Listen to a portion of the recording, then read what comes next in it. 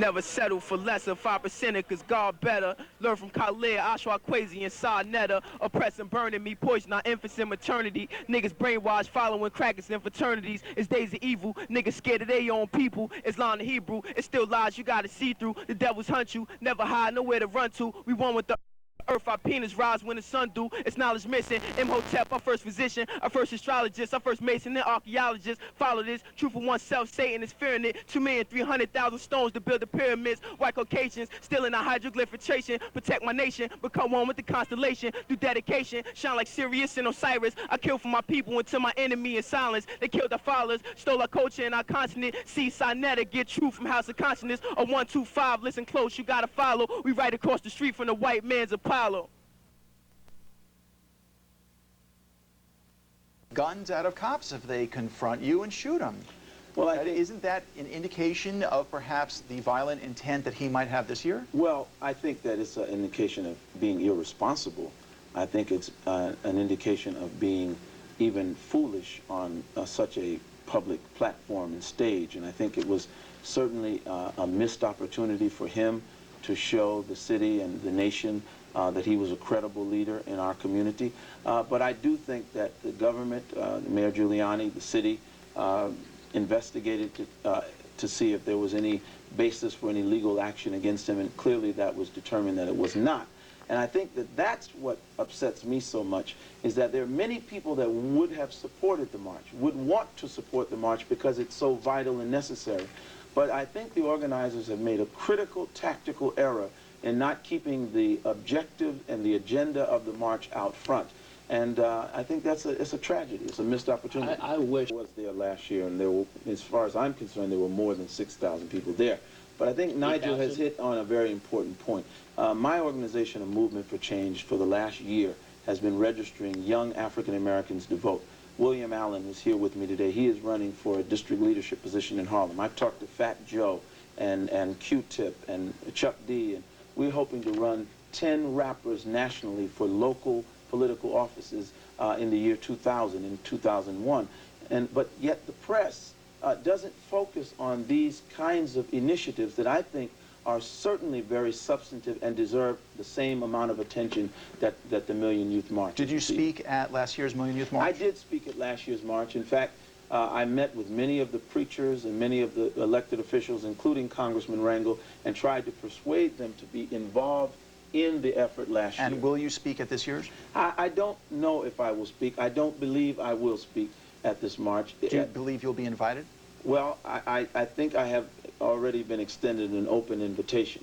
But as far as I'm concerned, and I've talked to people on my radio show this week, I've talked to people in the streets, ran into a brother coming over here. He said he had a son, and he lives on 119th Street, and every day his son asked him, "Daddy, are you going to the march?"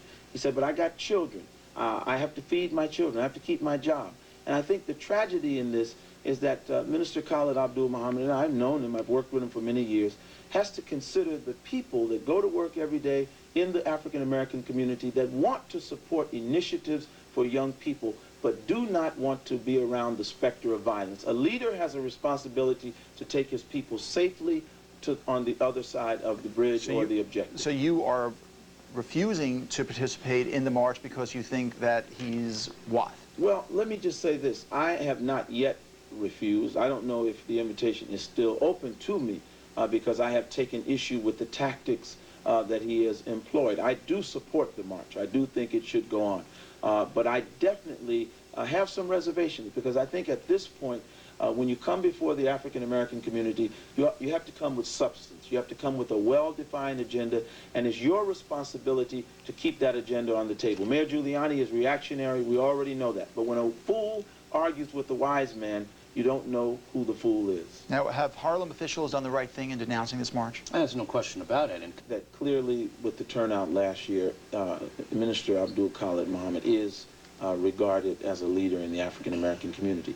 The ironic thing about it is that there are young people involved in the organizing of this march, and they do have an agenda, but they have done a miserable job in being outflanked by the Giuliani administration that is savoring this opportunity to use Khalid Muhammad as political fodder in his senatorial campaign that's coming up. And so I'm disappointed because there is a moral high ground, there's a righteous agenda that is on paper, but I have yet to hear the organizers be successful in communicating that agenda to the city. That's actually not completely true. I met with Deputy... and my concern is that there are many real issues that young African Americans and Latinos face in the city.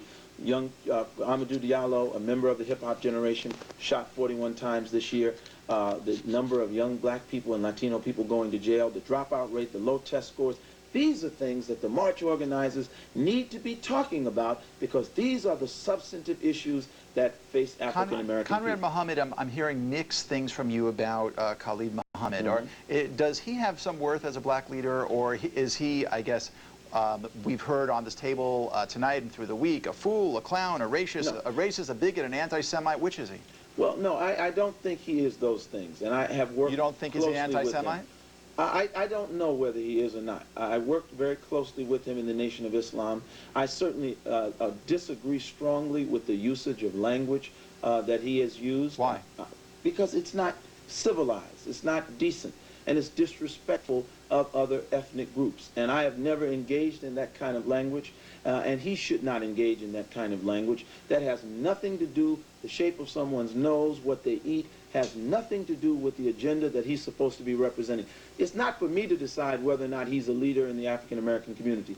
He clearly has a constituency, and I think that the political leaders in Harlem, and I disagree with the position taken by Congressman Rangel and City Councilman Bill Perkins, but the unfortunate thing is I think that Minister Khalid Muhammad has given the political leaders an out. He's given them every reason not to support him. I think the organizers should have done damage control at the end of last year's rally. They should have met with community leaders, met with the political leaders and clergy, and said, this was not our intention. Giuliani did this, but certainly this was not our intention. It's a critical error to even speak to the specter of violence. So the community does not want violence. So the problem was just their spin, not their intent? But no, it's not that. Because I do think that if they could get beyond certain rhetoric and keep the focus on those points in the agenda that do make sense. They're against police brutality, they're for better schools. They have to talk about those things. If they talk about those things, then blacks, whites, red, brown, yellow, people of all colors will probably see that it's probably worth support on this endeavor. Conrad and I think clearly don't agree on every issue, but leaders of the ethnic police unions or the minority police unions have come out in support of this rally. What do you think of that? Well, what you have to understand, and again, that's why you say I'm giving you mixed messages. When you look at the condition of African American youth today, and I ran down the litany of issues that concern us about them, you cannot wonder why we support a march or why we would support the concept of a march. And I think that if you're talking about 100 blacks in law enforcement, I am. If you're talking about the Guardians Association, see, those organizations, along with myself and Reverend Michael Faulkner and Reverend Simon Bowie, at the end of last year's march, when all hell broke loose, we were out in the streets for 2 hours trying to quell a riot. And had the 100 blacks from law enforcement not been there, perhaps a riot would have taken place. So many people are torn. Do you abandon youth? Do you not participate in something that's for you?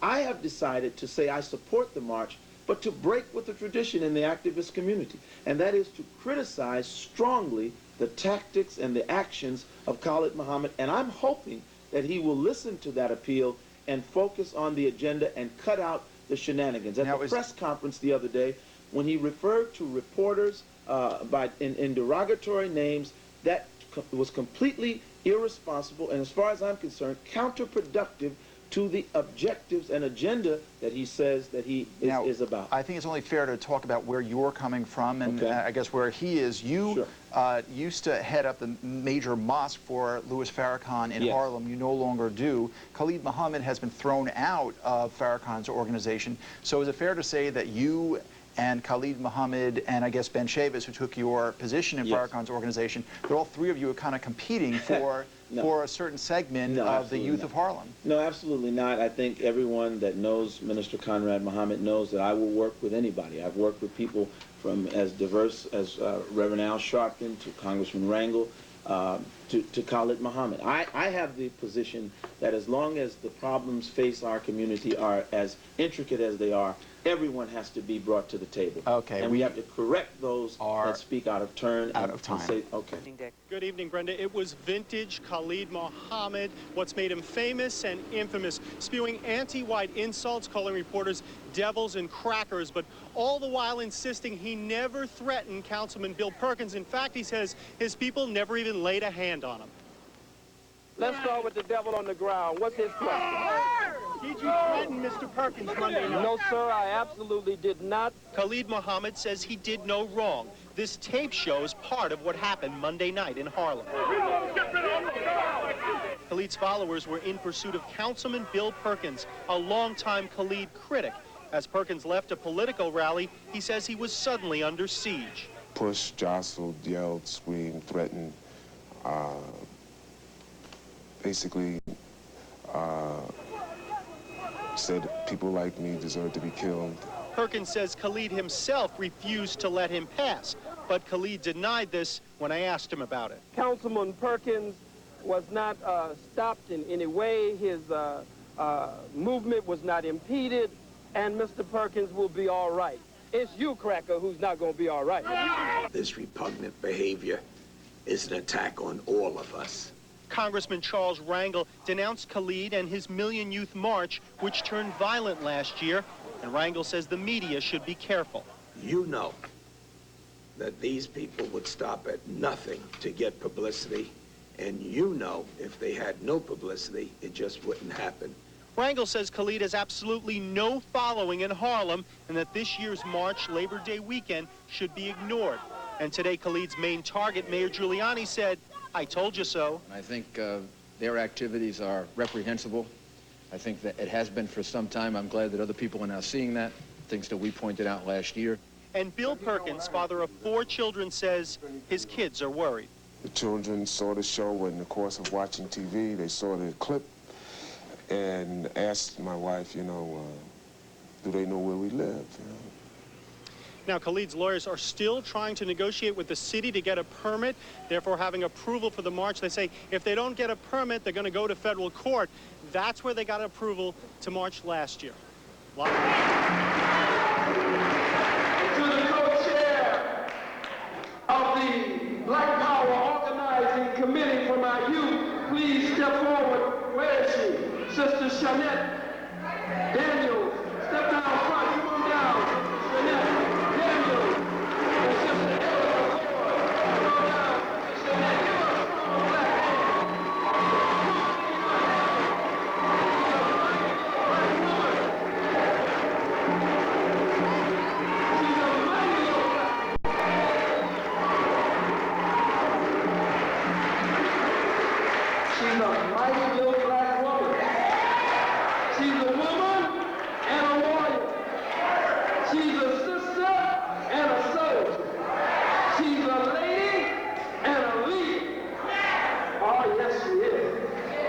She's been fighting for us on the front line. One of our brilliant youth, as we are working to plant the seeds of self-determination, independence, freedom by any means necessary in the minds and hearts of our youth. It is youth like young Shanette Daniels that inspires us. It makes us look forward to the future. We're on the threshold of the Million Youth March 1999.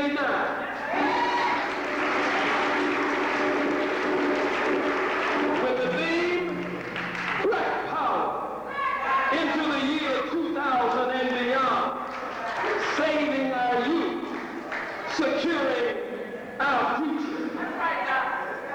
Black Power into the year 2000. And my keynote address this year, I did not give a keynote address last year. Did not intend to speak last year. Only went to the rostrum or the podium the last 10 minutes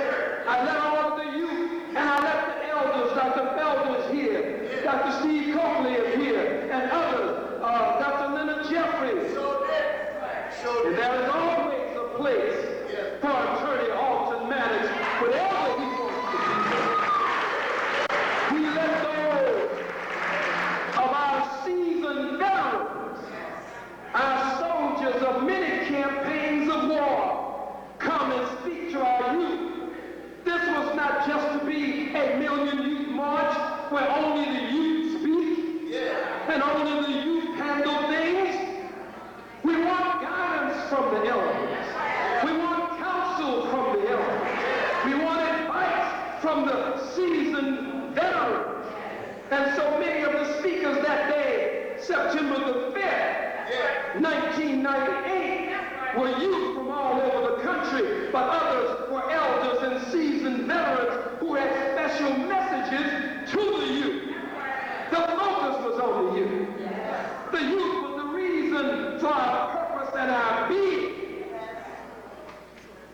So I let all of them speak, and in the last 10 minutes, when the information came to me of how the riot troops were lining up, that there were tanks in Central Park, that there were helicopters that were planning to buzz the crowd Vietnam style, I took to the podium with my old Supreme Captain skills from the Nation of Islam to, in a responsible manner, stop telling this lie. You got these boot-licking, butt-licking, buck-dancing, half-boozled, half-baked, half-fried, pumpkin-eyed, sissified, pasteurized, homogenized, niggas. Let's call the damn roll. You got the little sissy Khalid Muhammad all on the radio, the little screaming nigga on the radio.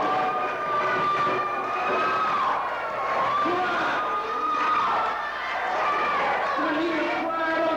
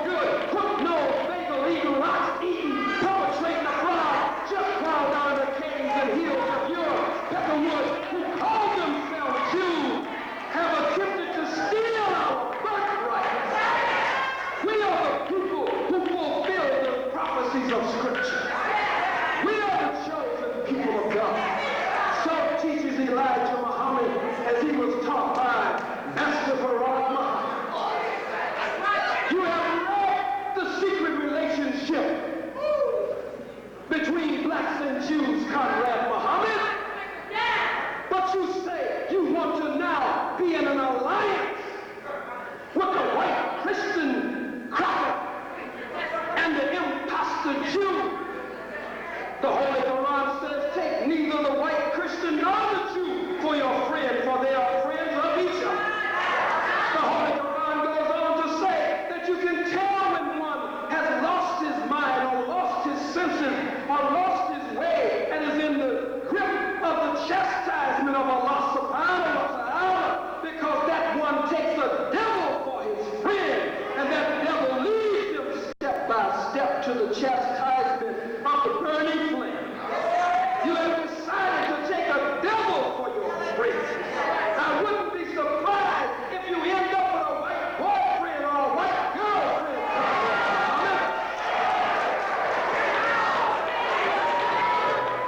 Give me a little time. Do I have a little time?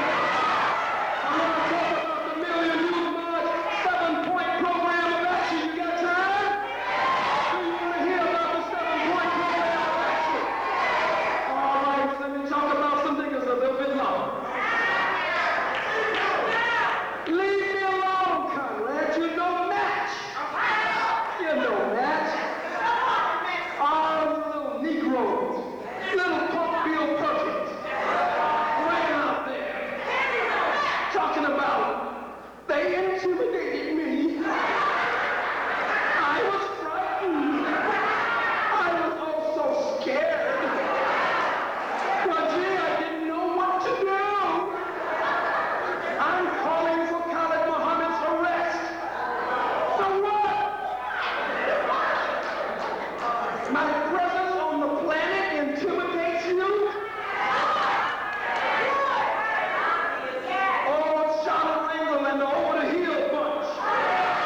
You know Charlotte Rangel. He's the same little pot-bellied nigger who, at the age of approximately Conrad Muhammad's age, some 30 years ago, who undermined the Reverend Congressman Adam Clayton Powell Jr. You know that. Congressman Charlie Rangel. Charlie Rangel undermined the Reverend Congressman Adam Clayton Powell and joined with the white enemies of power, because Powell was a real politician. Adam Clayton Powell was a real black man. Most Honorable Elijah Muhammad said we don't give 2 cents for politics. But he said if we get a candidate like Adam Clayton Powell, he said such a candidate should get the total backing of the entire black nation. We haven't had another Adam Clayton Powell in 30 years. Oh, I know we got an Adam Clayton Powell the third or whatever. Poor fella. Maybe he'll be all right one day. He has not picked a fight with us, and so we have no fight with him. But we haven't had another Adam Clayton Powell in 3 decades. Some of you Negroes, old Senator David, what's his name? Senator David passed away. The Bible says the blind lead the blind, and they both end up in the ditch. Talking about I saw Khalid Muhammad at the Million Youth March.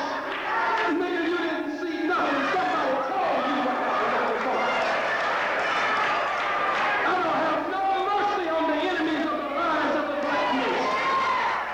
I would have no sympathy for him being blind if he didn't have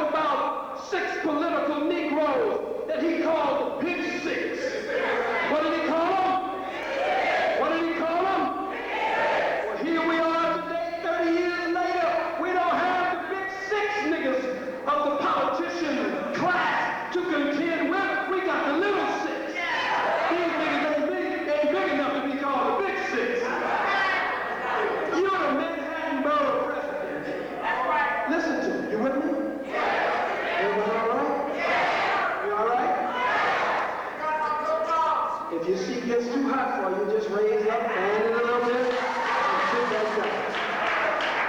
See Virginia Field, Manhattan Borough President, Congressman Charlie Rangle,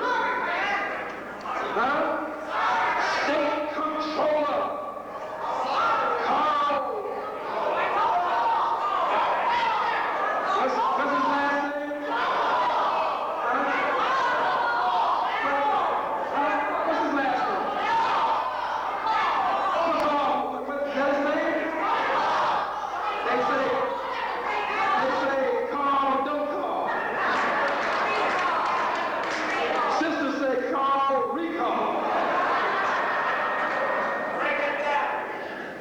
Senator Dave Patterson, Councilman Bill Perkins, State Assemblyman Keith Wright. Keith Rowe. We're demanding a meeting with the mayor. We want to see you, Mr. Mayor. We are having a meeting and we want to discuss this and we want to discuss that. Giuliani looked at them. Giuliani said, I'm not meeting with none of you niggas. I'm not having any fake meetings. He said, I'm not having any phony, false meetings. Here are the top black elected public officials. And the mayor, a crazy, cantankerous, constipated cracker,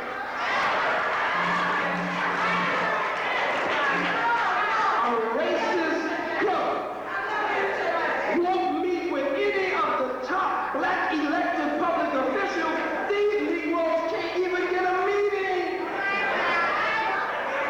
Who you fooling, niggas? Pretending that you're a congressman. Congressman. Nigga, you ain't no congressman. You just a nigga, Charlie Rangle. I'm a city councilman. You're a nigga. I'm a senator. No. Giuliani saying, hold up, nigga. You ain't free. You my nigga and you belong to me. Get in line, niggas. I want every one of you niggas this year to come out and line up against the million youth. I want every one of you niggas to toe the line. And I'm calling on all of the big money crackers behind me that if you don't line up and toe the line, niggas, we cutting you niggas off. Charlie Rangle, we cutting you off. We taking the air out of your belly. Cutting you niggas off. The mayor won't even meet with them. But they around here fronting, perpetrating, and pontificating. Look at it. The black politicians, if they were not going to support the Million Youth March, should have just kept their mouths shut.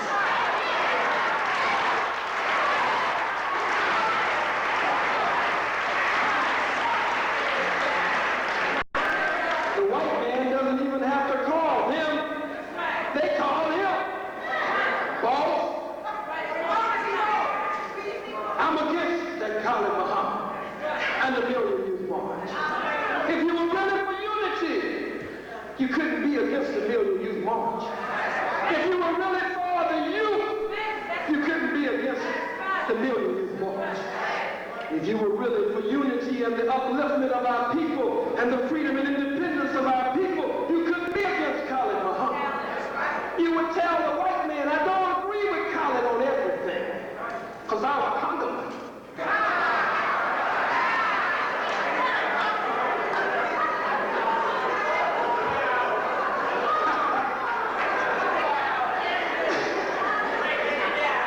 And when you're a Congolese, you can't agree with the radical niggas. See, I'm one of the rebellious slaves. I'm a nocturnal nigga.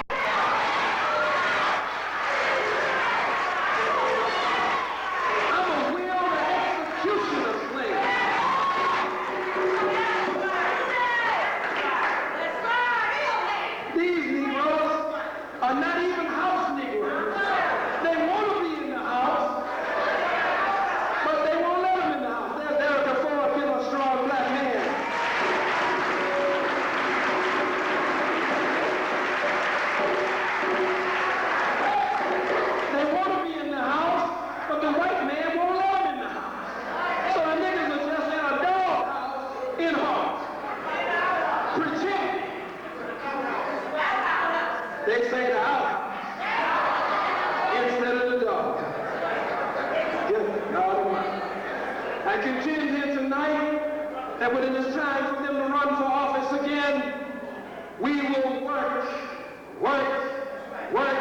to get rid of them and put new, young, black, bold, imaginative, creative, uncompromising black leadership in position. We will run young black men, young black women who are not afraid of the white man, whose knees do not buckle when the white man comes. We need young, bold, creative, imaginative leadership that is tired and sick and tired of the old, worn-out, tired, dead-end programs and so-called empty solutions of these Negro Uncle Tom politicians.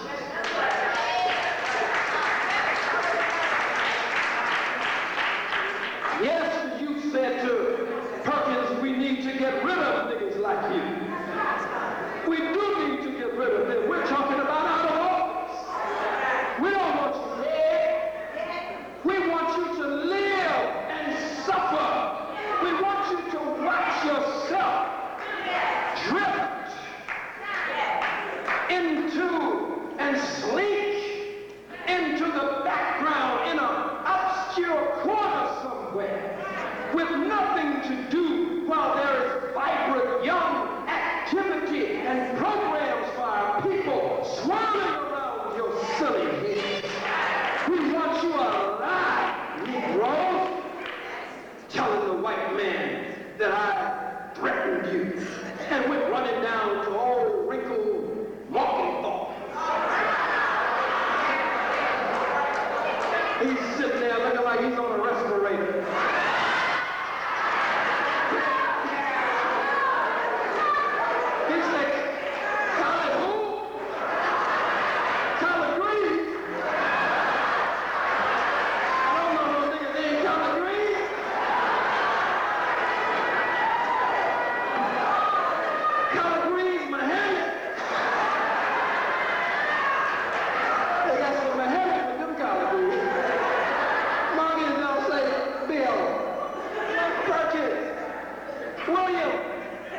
Gee whiz, buddy. I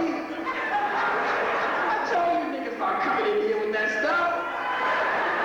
He said, will you please get out of my office? Nobody's done anything to you, Bill. The youth didn't touch you. The youth didn't threaten you. All the clips we saw on TV, you had 4 or 5 of your own people. They were damn near about to break your neck. Do you want me to arrest your own people? Say, Bill, you know what happens in Harlem. People argue in Harlem. They debate the facts in Harlem. Some of the arguments on the street corners of Harlem get heated as we confront each other with the facts. But that's the tradition of Harlem. That's a part of the culture of Harlem. Bill will be all right. He'll just suffer from a broken heart. Perkins, Bill Perkins, and the rest of them, when they have to go home. Coming to the 7-point program of action. But I got to deal with some other things. Some of you criticized us. Right here. Right here. Forget the permit for the Million Youth March.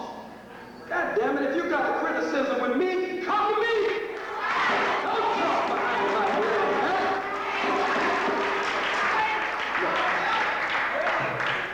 I come straight and I come strong. I try to stand on principle. There are some of you that I would never open my mouth to criticize in a public forum to the glory of the white man. Would never dream of doing it. But you will go behind my back and say I'm not a leader. All of them out there are not leaders. You got to know what leadership qualities and what's not a leadership, what's not leadership quality. Shouldn't be getting no permit.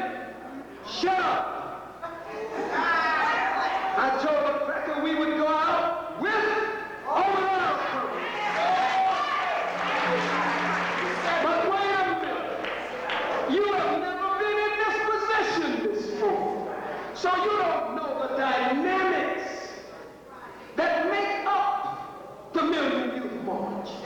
If I had gone out and said from the very beginning, without going through the process, filing the application, seeking a permit, trying to cross all the T's and dot all the I's, then I would have met with the criticism of many of you.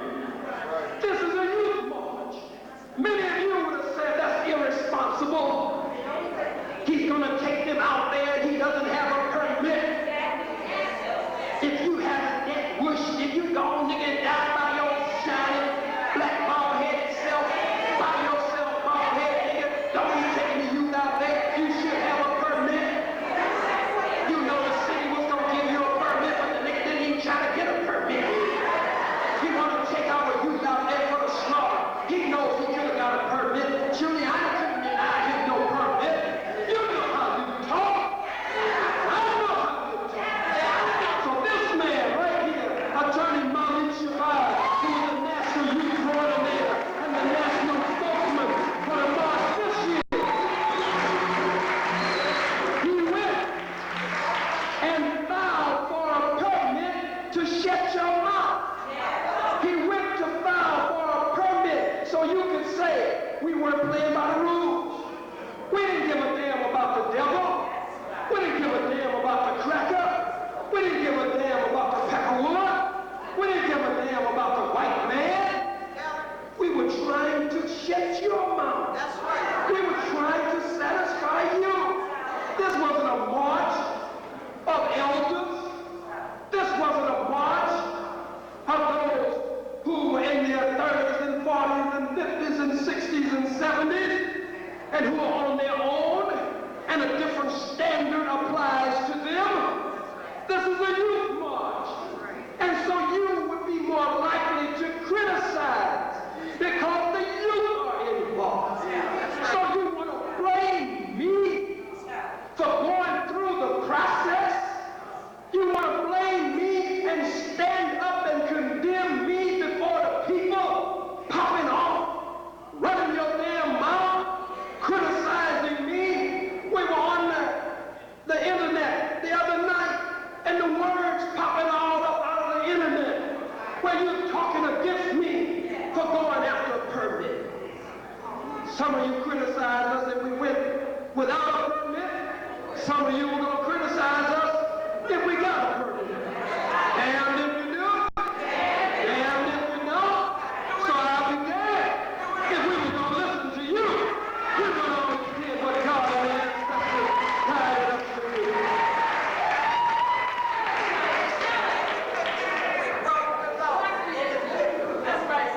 This is the Million Youth March. Do you realize what is happening?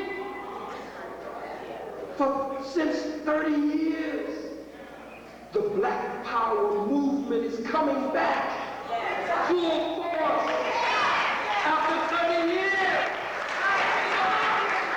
Black nationalism is rising up from the grave of COINTELPRO and counterintelligence. After 30 years, Pan-Africanism is ringing strong in the minds and hearts and in the ears of the people. After 30 years, Black liberation theology is coming back like never before, so that we can read the Bible or the Quran from Genesis to Revelation, from our Fatiha to our Nas, and find our black selves in the book. After 30 years, the spirit of Carlos Cook has come back among us. After 30 years, the spirit of Marcus Mosiah Garvey walks in Harlem. Yeah. After 30 years, the spirit of Malcolm X, El-Haj Malik, El-Shabazz, Brother Omar Wally is alive and well, and back among us in Harlem again. After 30 years, an uncompromising voice comes. A bold cadre of youth coming up all over the country who call themselves the Black Power Committee. White men say, what? My God, I thought we killed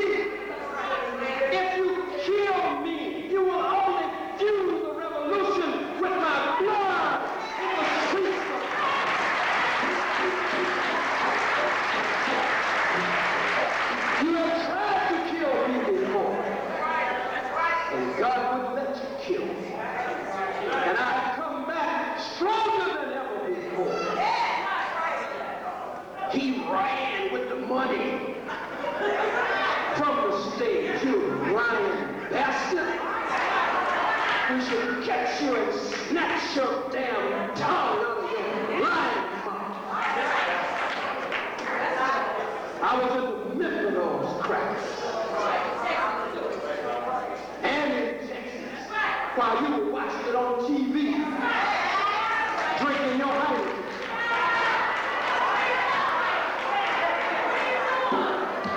Drinking your fun, kickbacks in your air conditioning, and we facing them cold-blooded, snuff-dipping, long-throwing, tobacco-chewing, holes all around, cutting wood, down in the down protected.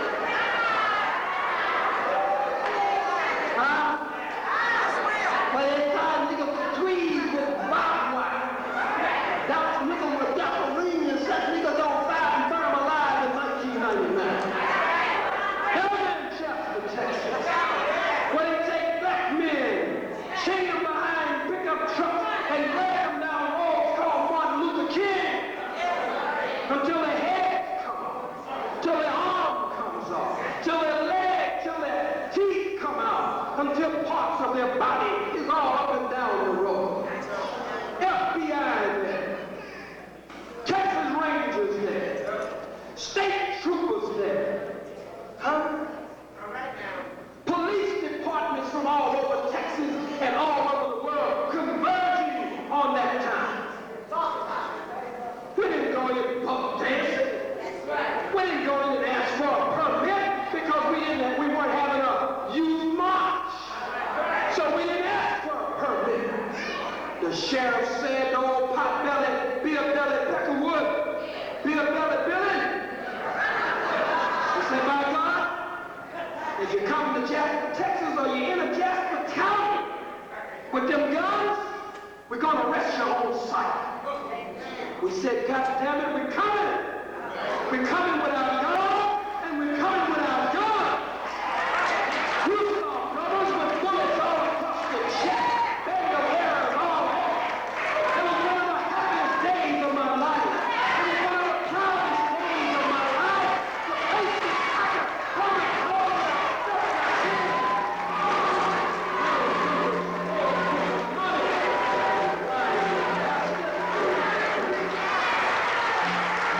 Black man, if you've never felt it before, it's a wonderful feeling.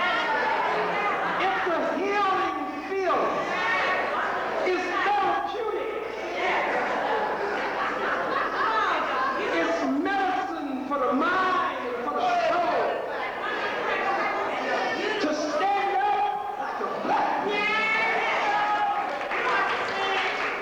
Damn it, we rolled through some of the towns where they had been burning black churches. Brother Aaron Michaels, the young founder of the new Black Panther Party, and the youth who rolled with him. And I rolled with him, we rolled through, looking for the grand dragon of the imperial wizard of the Ku Klux Klan. Asking everybody wherever we went, where's the leader of the Ku Klux Klan? We heard the goddamn leader of the Ku Klux Klan is burning black churches, intimidating our black Christian brothers and sisters, intimidating black people. Where's the Klan headquarters? God damn it, throughout the South, a cracker wouldn't even hang a sheet, wouldn't even hang a pillowcase on the cross. Thought we were going to think he was with the Ku Klux Klan.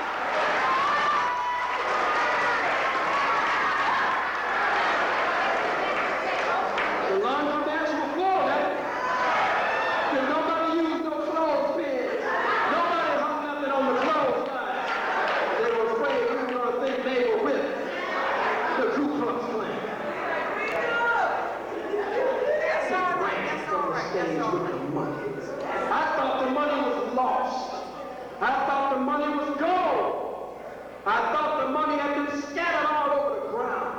Or I thought the no good New York Police Department had stuffed the money in their pockets like they do always.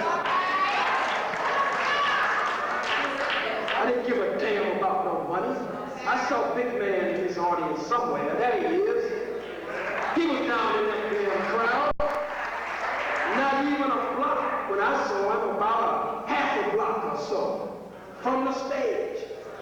Did I pass you running? Hell no. Don't worry about that. No, I gotta answer Negroes and white folks. Security wrestled me to the ground 3 times. I broke away from them, relaxed on them, made them think I was through. As soon as they relaxed, busted away from them, right back to them crackers.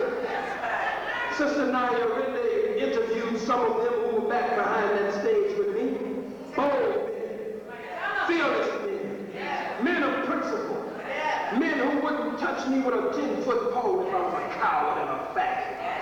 Wouldn't even come around me anymore, and would get up and tell you everywhere, the nigga did run. I was with the nigga and saw him run. They looked at me, Sister Naya interviewed some of them. They looked at me and asked me the question. They said, no, they made a statement. No, he said, a question. He said, how does it feel to have no fear at all? I can tell you I have no fear at all. I was surprised when I came down them steps and knew the march was over and started down them steps. I was surprised. But the next thing is to get over the surprise and to deal with them crackers. But this is propaganda. And I want to tell you some more propaganda. It's nothing but propaganda surrounding the permit. Giuliani was a lawyer. Giuliani used to be a no-good prosecutor. Giuliani knew he couldn't win in federal court. But he wanted to create an atmosphere. He wanted to create a climate of fear in the minds and hearts of black people. He wanted to cloud the air with confusion. It's on. It's off. They have the permit. They don't have the permit. They're marching. They're not marching. They're having a million youth march. They're not having a million youth march. They're going to arrest Khalid Muhammad. Confusion. Take it up to the last week of the march. Take it up within 72 hours of the march. You lose in the Second Circuit. The Second Circuit. Then you know you don't have a chance. You appeal it so that you can confuse the people, say, oh, they won. And then in the same breath, they hear on the news, but the Giuliani City Corporation Council have appealed. So the people say they won, it's on. Then the people say it's off. They got to go back to court. Go back to court. We beat the crackers again. We beat the devil again. You say it's on again. Then you got a couple of days with all of the delays, with all of the confusion. He only wanted to create confusion. And some of you are running around silly criticizing me. Well, Giuliani say he can't have the march. Why don't they just leave it alone? My mama didn't make me like that.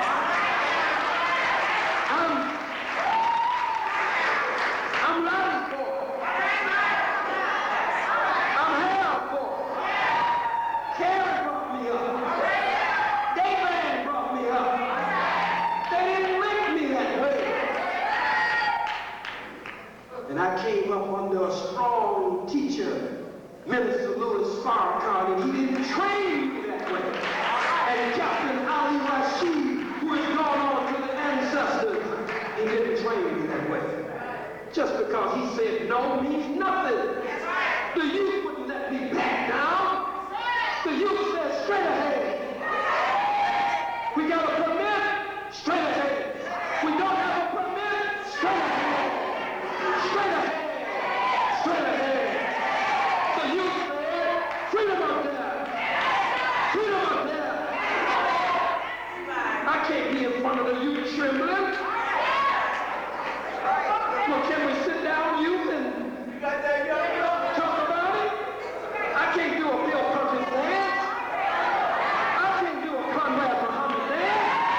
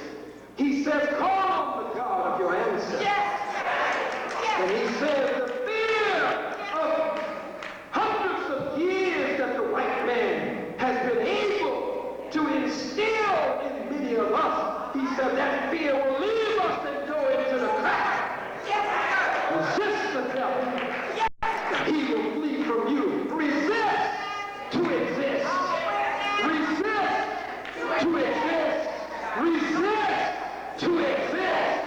Resist to exist. You can't lay down, bow down, whine. You should be ashamed that more of you are not standing up like this. You should be ashamed that your babies and your children and the youth have more heart than you. They're on the front line. They look at you and they get sick to their stomach. Scary teachers. Not teachers like Sister Yasanjiwa Zinga. Scary teachers in the classroom. Afraid to teach their spiritual babies, their students. Afraid to teach them a knowledge of self. Afraid it will make the white man mad. Afraid to teach them their history, their heritage, and their rich legacy. Afraid to teach them to stand up and be strong. That's right. Afraid. Resist to exist. Resist the devil. He will flee from you. Have you ever looked at Satan? He's another little fact. I don't know what's going on between Satan and Giuliani. I know Giuliani put on some woman clothes and marched in the parade trying to his honor put on some girl clothes. Dressed in drag. Beyond fag. And marched in the white sister parade. He even discriminates in homosexuality. He said, I ain't marching with no nigga faggots. I didn't say that. His honor. Look at it. Look at it for what it's worth. I'm almost finished.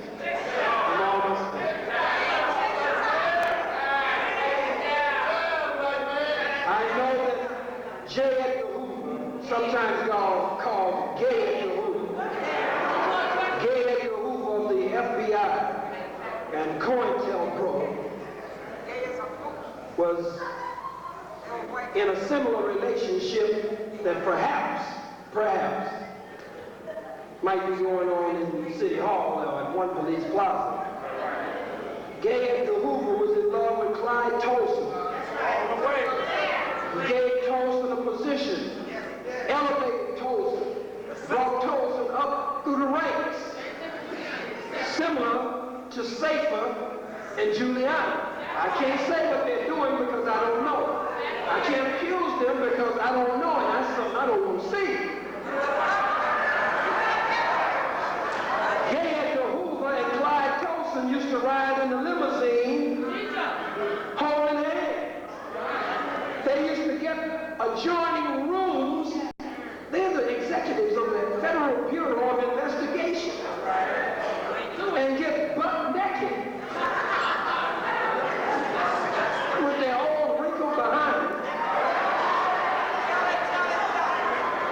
Some of the writers say they used to put on female underwear, panties, the thongs of that day, drawers.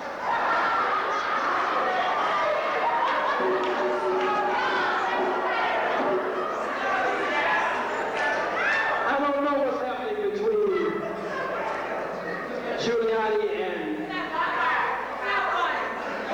Sophia. That's between them. The program of action. The what? The what? The what? The 7-point program of action of the Million Youth March. Let me answer some other questions. One other question. Well, where has Khalid Muhammad been for the past year? He comes into town once a year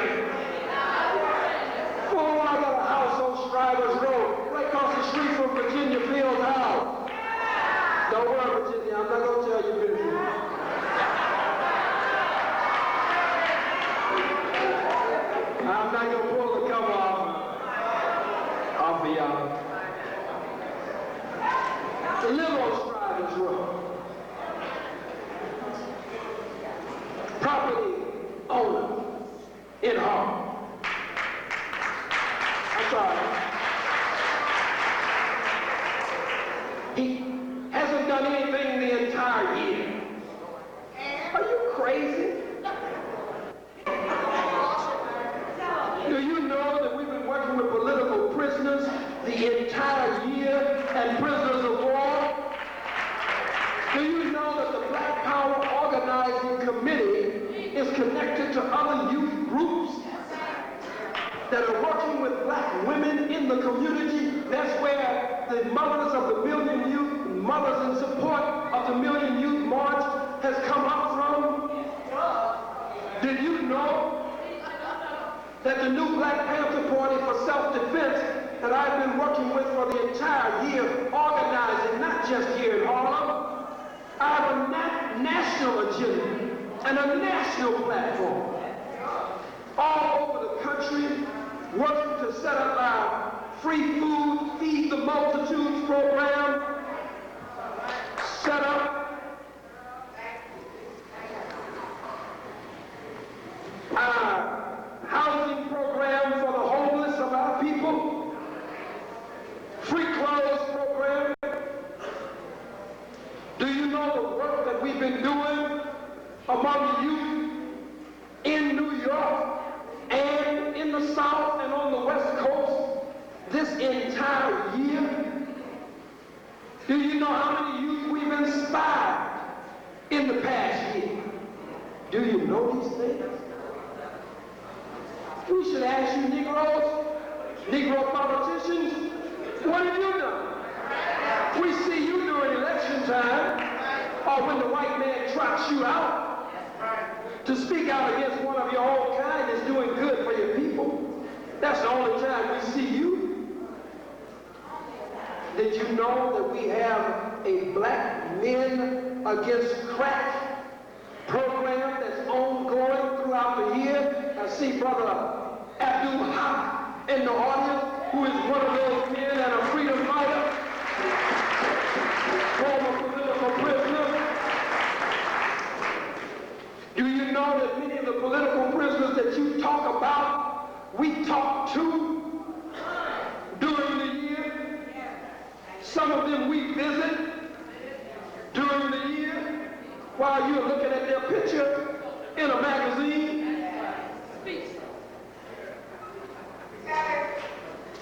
What if they come in and get money? Do you know we don't make any money with the Million Youth March? Hell, we have to borrow. I put my house up last year. Damn near to lose it now. You don't know all these things, but you need to know. You say, well, all that money they take up. We missed most of the money at the Million Youth March last year. We couldn't get down the side streets. We didn't have enough brothers and sisters to help us with the baskets and with the buckets. We're going to need all of you to volunteer for security, volunteer to work with our elders, volunteer to work with the little brothers and sisters who will come. Though this is not a march for the little ones. Stop saying I'm hiding behind the children. This is a march for those in their teens, in their 20s, and the young people of the Black nation. And the young at heart of the Black nation. This is not a Jack and Jill ball. This is not a debutante ball. These brothers and sisters, most of them who come, their mothers and fathers can't even deal with them at home. Teachers can't handle them in school. They don't even go to the church, so the preacher could make an attempt to handle them. Stop lying and pretending and creating the kind of image in the public that you know is not right and exact. We have many programs. Well, you're not registering anyone to vote. You really don't want us to start registering people to vote. Because if we start registering people to vote, we're going to use politics as a wall and as a weapon. And you on your way out when we start registering people. We have no faith in the American political system. We believe that the politics of the white man can only bring short-term, mid-range, limited progress. But it is not a means to the end toward freedom and independence and toward our liberation and our salvation. When we start registering people to vote, we coming after your position. We coming after your office. We're coming after you. And we will be identifying the young people that we want to run against you. So you really don't want us to start doing that. Those of the Negro politicians who say this. We want to make it clear, brothers and sisters, that there will be no parade. The march, the parade from 145th Street up to the staging area at 118th Street and Malcolm X Boulevard, where it was last year, that the actual march in the streets, the actual parade, demonstration, protest in the streets will not take place this year. We will be back at 118th Street, exactly where we were last year. The program starts at 12 sharp. We're asking you to get there early. Get there when? Get there early. We have contingency plans if they come with all of the barricades, even though the judge has admonished them and instructed them that this lends to the tension. It causes the tension. It started the police riot, part of the police riot last year. So 12 noon, Saturday, this coming Saturday, a couple of days from now, 118th and Malcolm X Boulevard, used to be called Lennox Avenue, Malcolm X, 118th and Malcolm X. 12 noon, the program begins. Tell everybody, come early, early, early. When you get home, get on your telephone. Tomorrow, get on your telephone. The next day, get on your telephone. Call every black and indigenous or so-called Latino. I don't call them Latino or Hispanic because it can be insulting, like saying Negro or color. Yes. They are the indigenous people. They are our brown brothers and sisters. Call all of our people, tell everybody to be there. We just came from the motorcade, the press conference in front of the Apollo Theater. Yeah. And from the motorcade through Harlem. Yeah. We went all through Harlem. Then we went up in the Dominican area. Yeah. Puerto Rican area. Huh?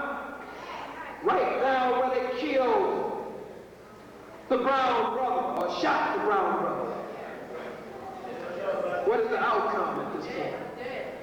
He did that. Shot him in the back of the head. Sister Chris said, from the House of Justice with Reverend Sharp. She said in claiming it was an accident. She's certainly well familiar with the ring of these things, the sound of them, and can see the cracker coming before the cracker even gets there. Shot him in the back of the head. We went over that way, and our brothers and sisters came out of the buildings, came out of the stores. They flooded the sidewalks. They flooded the streets. Dr. Blakely was there. They shouted and chanted in the streets. I'm not on no ego trip, but Khalid, you're a man. Khalid, Attorney Shabazz, what was your chant?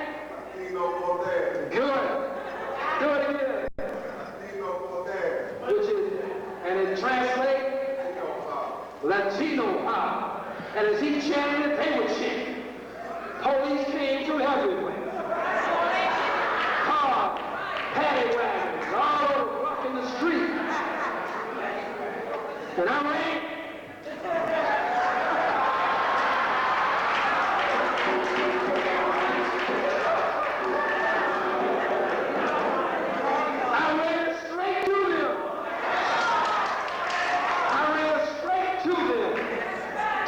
charge. That's my training. That's all I know. I was section leader, squad leader, lieutenant, second lieutenant, first lieutenant, captain, regional captain, and supreme captain of the elite fruit of Islam, of the Nation of Islam, under Louis Farrakhan. That's all I know. Trained by Ali Rashid. And you ain't seen a general if you didn't see Ali Rashid in action. Damn it, you can go in the middle of all kinds of chaos. Crackers everywhere, with guns everywhere. With their pump shotguns, their riot shotguns. Ali Rashid, awesome general. He trained us to be fearless. Before his feet hit the ground, he was barking orders. You got that one over there. You got him, man. Post up over here. You got that one there. Two of you over here. And he always taught us line up on the gun side. Cracker standing there. His gun is here. He said, you on that side. You on that side. We ran up on the back. Looking at his gun.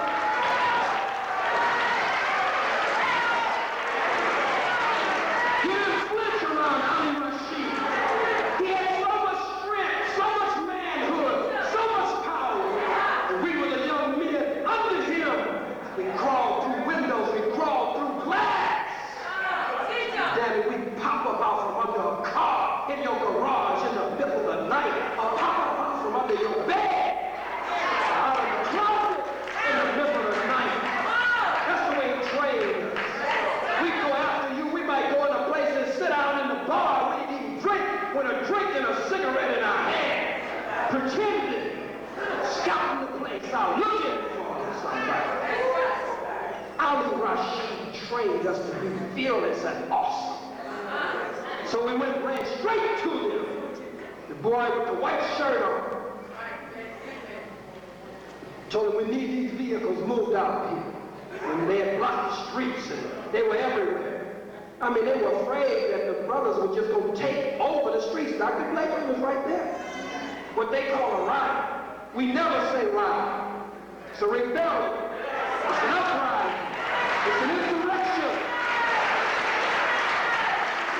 There were so many of them. I don't mean 5, I don't mean 10, I don't mean 100, I don't mean 50, I don't mean 75. I mean they came from everywhere. They were coming to block. They were coming to neutral ground. They were coming from up the streets. Latino prepared. Chanting, shouting, look like South Africa. With the rhythm, jumping in the streets. Some of them walked down the streets mad because their brother had been killed. And it looked like walking death when they were coming down the street. Crackers scared to death. And they were all looking to me. The cracker thought I was going to say, take their goddamn guns from me.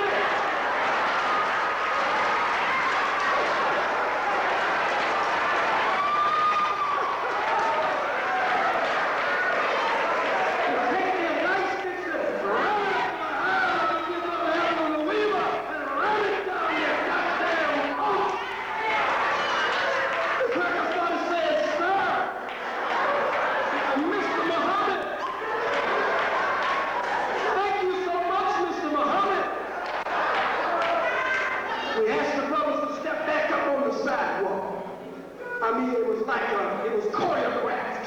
They all said,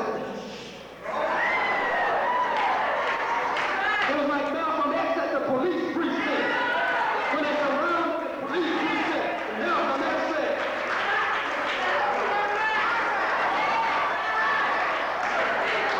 the cracker, all the news media had covered us, am I lying?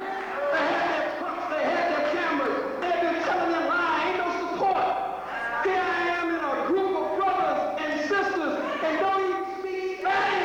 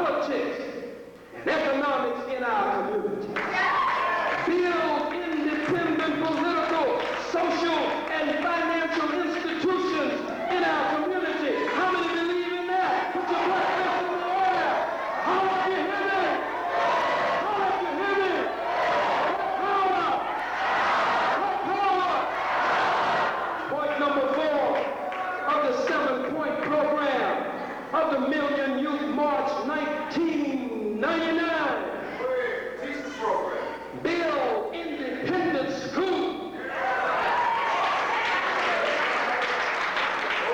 In my keynote address, God willing, the role and responsibility of black youth in preparing for the 21st century, which way forward, we will elaborate on each of these points.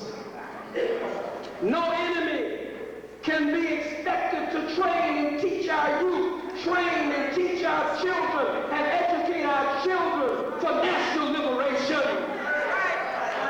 The enemy is going to train and teach them to be burden bearers for white America. He's going to train and teach them to be Bill Perkins, to be Charlie Rangel, to be C. Virginia Fields, to be David Patterson, to be Khalid Muhammad. Community control schools, black liberation schools, alternative schools must be built. We must encourage our youth to be revolutionary. And whatever they do, be revolutionary. Don't just be a doctor, but be a revolutionary doctor. Don't just be a lawyer like Austin Matters. Be a lawyer like Chokwe Lumumba. Be a lawyer like Malik Sabah. Be a lawyer like Roger Wareham. Be a lawyer like Tanya McClaren, Michael Warren. Be a lawyer like Anthony Nash. Be a revolutionary lawyer. If you're going to write movies, be a revolutionary movie writer. Revolutionary movie producer, revolutionary movie director. If you're going to write music, if you're going to perform music, if you're going to rap, revolutionary rap and liberation lyrics that will lift your people up from the filth of the white man. Get them up. Stop calling them hoes and bitches and hoochies. She's a black woman who's the mother of civilization. Queen of the planet Earth. Goddess of the universe. Not a hoe, not a bitch, not a hoochie. That's your mama. That's your sister. That's your daughter.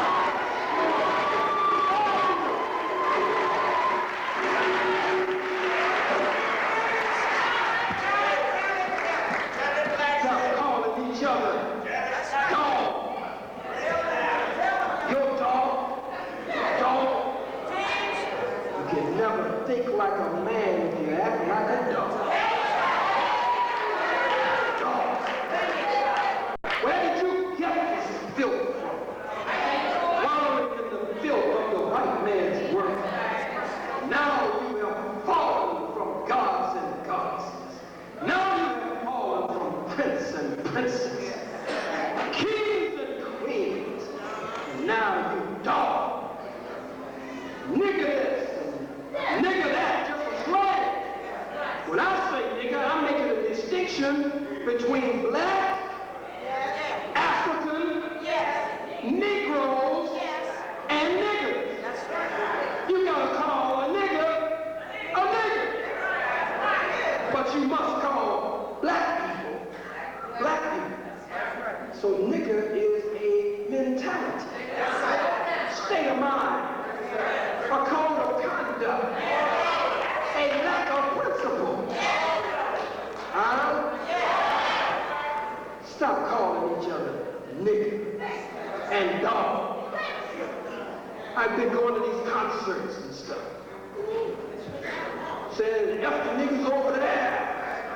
So one side of the concert is told by the rapper, say, F the niggas over there. And this side saying, F the niggas over there. And then he run over to the other side of the stage, say, now, you say, F the niggas over there. And this side say, F the niggas over there. What is that foolishness?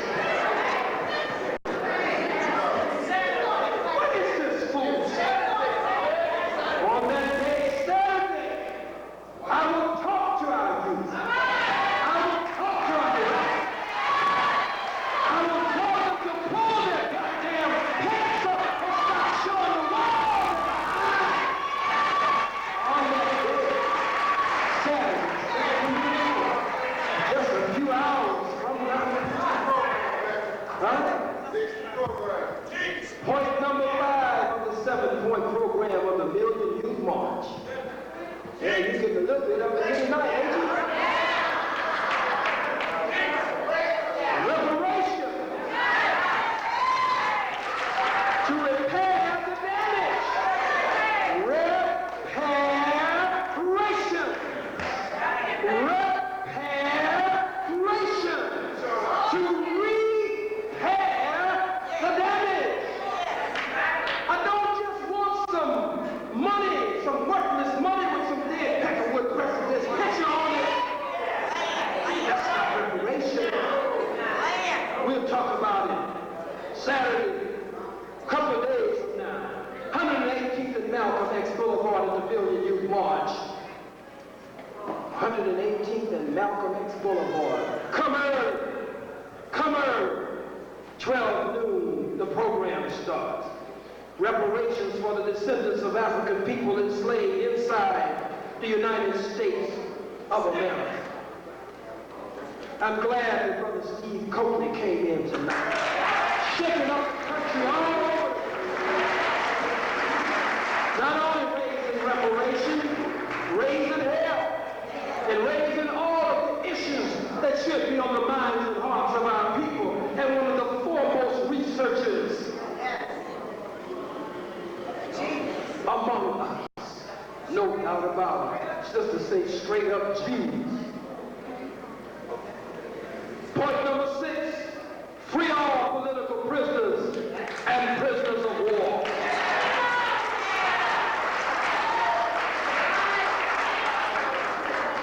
If the white man keeps saying a lie that it was only 6,000, there's only over 100,000 at the Million Youth March. The white man keeps saying it was 6,000, then why are you so scared, Cracker? If it wasn't 6,000, why are the niggas scared? If it wasn't for 6,000, what's wrong, buddy? Gee whiz, guy. Golly gee. Gee Renee. Why are you so upset, buddy? You said it's just 6,000.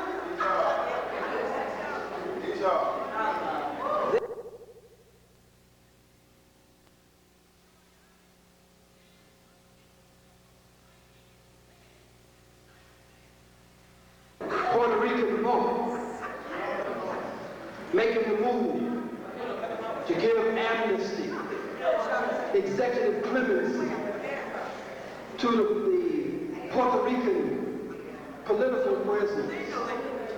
We stand with the Puerto Rican political prisoners. We stand solidly with them. We want the black political prisoners to be free.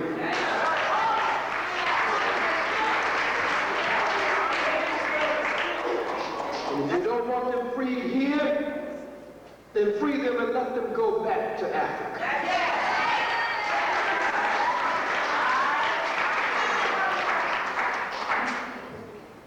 And a day must come when we have the unity, when we have the power, when we have the strength, not to say free all political prisoners, but to say we are free all political prisoners.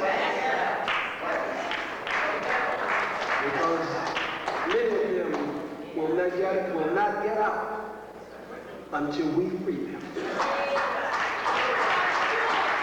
So we fight in the courts, we fight on the streets, but ultimately, in order to gain freedom and independence, we must take out political prisoners.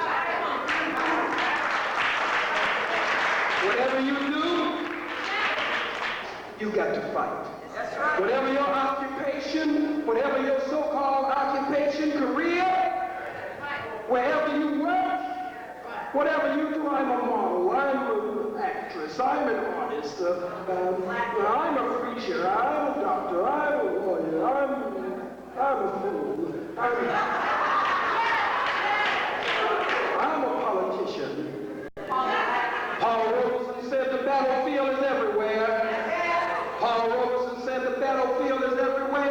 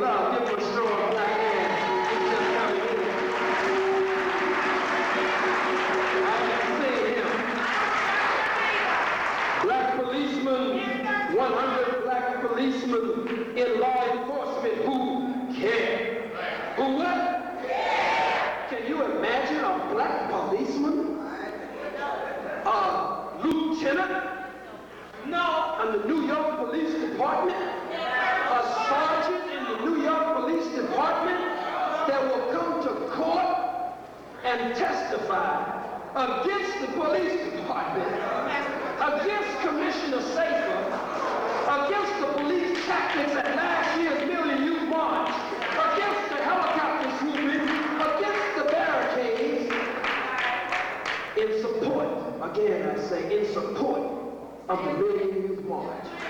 Can you imagine that?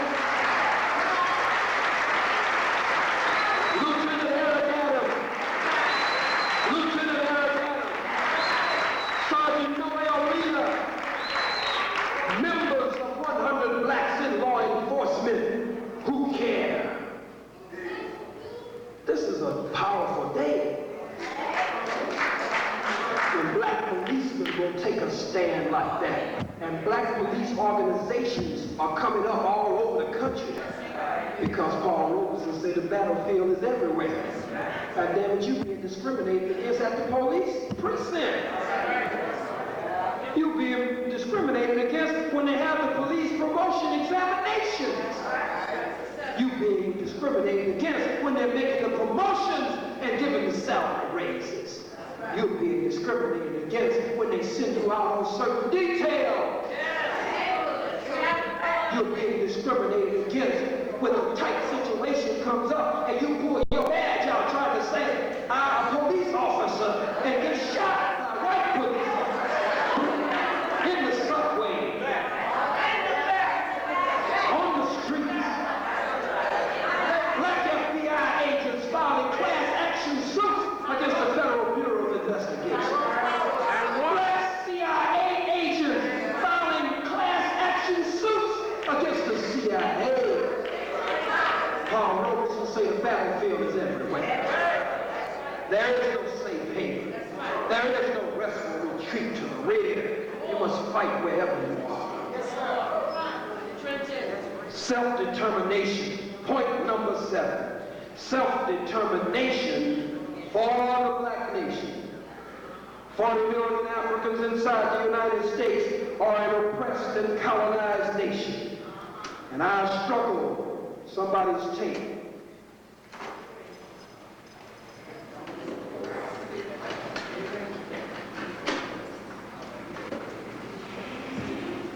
You all right, black man? Get a black man's hand. And I'm struggling for national liberation. These are the 7 points. If you visited our website last year, if you saw our mission statement from last year, if you have copies, some of you, and printouts from our website and our mission statement from last year, you know that there was a comprehensive revolutionary mission statement and program of action, and that these 7 points codify the Million Youth March mission statement from last year. These are the heart of it. I'm sorry. These 7 points are the heart of it. They codify the long mission statement. These are the 7 points of action. Brothers and sisters of the Million Youth March, Black Power, into the year 2000, for the Million Youth March 1999. Thank you for listening as I greet you. Assalamu alaikum. Odabo. Tuta Ona. Indulula. Dr. Khalid Muhammad. How everybody? Hotel. Everybody, let's hold hands. Brother Sam.